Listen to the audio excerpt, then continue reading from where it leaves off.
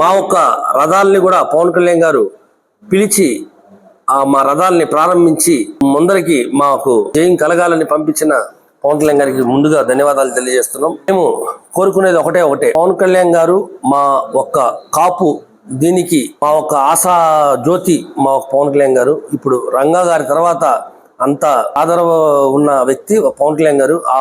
అలాంటి పవన్ కళ్యాణ్ గారికి మా కొట్టే ఫ్యామిలీలో ఉన్న రాష్ట్రం మొత్తం మీద ఉన్న లక్ష ఓట్లు ఏకమై మేము రాబోయే ఎలక్షన్స్ కూడా ఇంకా ఎక్కడెక్కడ మా వారు ఉన్నారో ఏ నియోజకవర్గాలు ఏ పంచాయతీల్లో ఉన్న వారందరూ ఏకమై ఈసారి ఒక భారీ మెజార్టీతో మా ఒక పవన్ కళ్యాణ్ గారికి మేము మా వంతుగా మా కొట్టేవారి వంతుగా మేము సహాయం చేయాలనుకుంటున్నాం.